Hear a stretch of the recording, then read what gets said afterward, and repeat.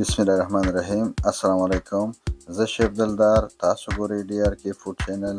نن زمونږ ریسیپي ده الو کړایي.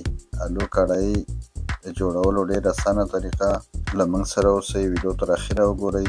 زه چې ځو په طرف د جوړولو یې. بسم الله الرحمن الرحیم. نیمه پیاله غوړي او 15 دانې کچالو. دا به واړه پرې کړئ. مالګه 2 قاشقه د چای، کورکمن 1 قاشقه د چای، سره مرچ نیمه قاشقه د چای، سره مرچ دانه‌دار نیمه قاشقه د چای، کشمیری مرچ نیمه قاشقه د چای، دانیا 1 قاشقه د چای، زیره نیمه قاشقه د چای، ګرم مساله 4 حصه. دا به ټول سره میکس کو 1 دقیقې لپاره.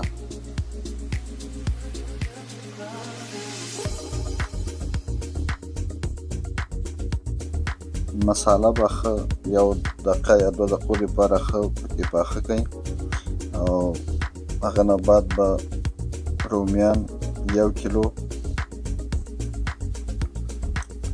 سر به بند کړئ د 8 دقیقو لپاره یا 6 دقیقو لپاره، او نیمه پیاله اوبه، شنه مرچ.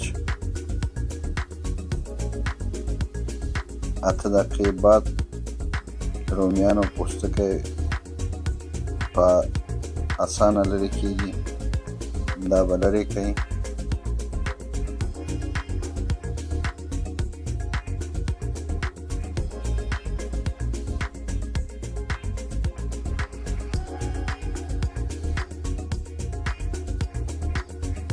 رومي 8 دقیقې بعد نرم شول او اوس به یې په قاشقه باندې ښه ووهئ چې تر څو حل شي.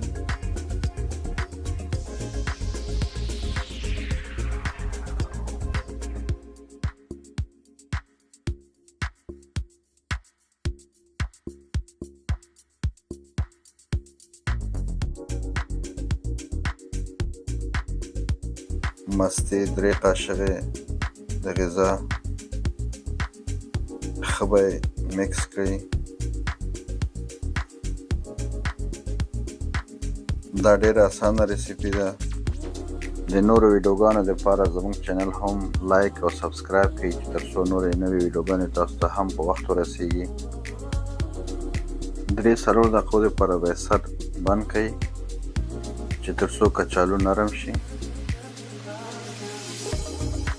اوس به د 3-4 دقیقو لپاره ښه میکس کړئ چې تر څو پورې غوړي ووځي، او کسوري میتي 1 قاشقه د غذا،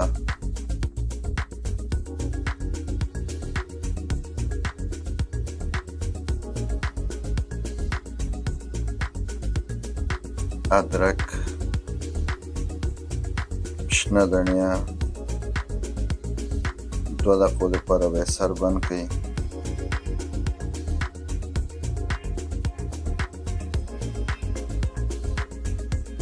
زموږ نننۍ ویډیو تیاره شوه او راکړئ ماته اجازت.